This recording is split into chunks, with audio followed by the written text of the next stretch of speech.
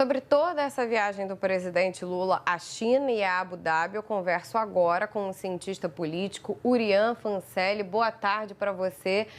As impressões até o momento estão sendo positivas, né? A gente tem 15 acordos bilaterais assinados com a China, toda essa recepção positiva nas duas visitas. Como é que isso tem sido encarado pela comunidade internacional? Boa tarde para você. Oi, Bárbara, boa tarde. É um prazer estar com vocês, sem qualquer tipo de mensagem subliminar, porque eu estou nesse momento no prédio do FMI. Mas essa viagem ela tem sido vista há um pouco de divisão, dependendo de quem analisa.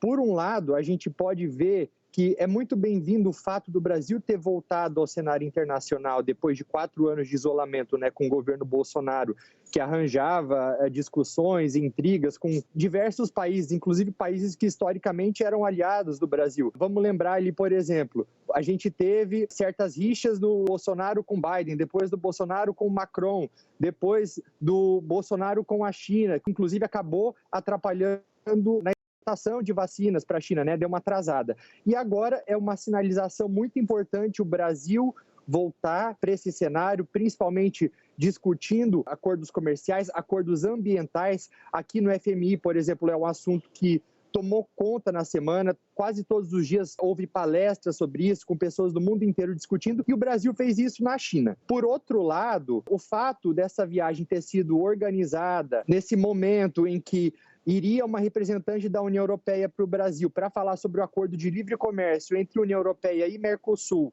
e também durante essas reuniões do FMI, do Banco Mundial, que também coincidiu com a posse da Dilma como presidente do novo Banco de Desenvolvimento dos BRICS, mostra um sinal claro de que o Brasil está, assim como a China e outros países, questionando essa ordem mundial vigente e que manda uma mensagem de que o mundo talvez deveria ser um pouco diferente.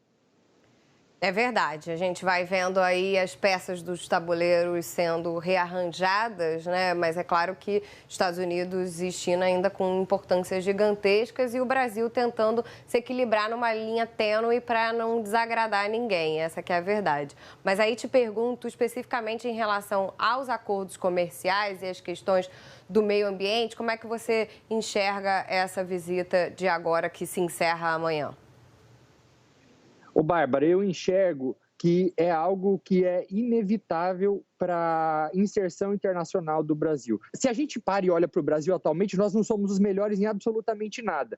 Mas em relação ao protagonismo verde, geração de empregos verdes, economia verde, nós somos o melhor do mundo. Então, o nosso potencial aí é gigantesco e não existe como o Brasil falar em se inserir sem discutir esse tipo de pauta. A China, de um tempo para cá, inclusive, foi algo que foi discutido aqui essa semana no próprio FMI, por uma estudiosa de China. A China tem mudado sua postura referente às mudanças climáticas, porque também isso é algo que acontece bottom-up, né? Ou seja, é uma exigência dos próprios consumidores, as pessoas elas estão cada vez mais conscientes disso, então surge aí um efeito dominó que faz com que essa mudança comportamental das pessoas influencie na mudança da política e, por consequência, na mudança de postura dos governos. Isso tem acontecido na China. É obrigatório que isso aconteça no Brasil agora. O presidente Lula ele tem sinalizado para isso. Se eu puder deixar talvez uma pequena observação, talvez o presidente pudesse também ter mandado uma comitiva maior aqui para o FMI para também discutir isso, até mesmo porque alguns países que se fizeram um pouco ausentes aqui são esses países aí dos BRICS. E é um assunto que é importante que seja discutido independente de onde seja. Então, esses acordos que foram assinados foram positivos, os acordos que vão ser assinados também com os Emirados Árabes também são positivos, né? A gente não tem um comércio tão grande como, por exemplo, a China, ela representa 30% do comércio brasileiro é com a China, ou seja, 30% de tudo que a gente exporta é para a China. Para os Emirados Árabes, esse número é um pouquinho menor, né? São apenas 0,84%, de acordo com dados de 2021. São números que aumentaram de 2021 para cá e que agora esperemos que avancem ainda mais. Sim, com certeza. E aí, quando a gente fala nessas visitas, né, e você já citou essa questão que é interpretada de diferentes maneiras dependendo de quais países estamos falando, mas tem essa questão com os Estados Unidos, né, de a China estar disputando o protagonismo mundial e existem projeções, perdão, de que a economia chinesa vai ultrapassar a economia americana num período de 10 a 15 anos, então existe essa disputa pelo protagonismo, mas isso de alguma forma, a visita à China em si, de alguma forma abala a relação do Brasil com os Estados Unidos, ou isso depende muito de como a questão vai ser levada daqui para frente? Bárbara, eu enxergo a posição do Brasil nesse momento mais ou menos da mesma maneira como eu enxergo da Índia, que ela acaba, de certa maneira, se posicionando quase que pró-Rússia. O Brasil não fala que ele é abertamente pró-Rússia, mas é muito questionável as companhias com quem o Brasil está andando agora. Por exemplo, se a gente olha para os países dos BRICS, Brasil, Rússia, Índia, que tem ali essa postura meio que pró-Rússia que eu falei, e China, que também acaba por defender uma certa neutralidade, mas é um apoiador velado.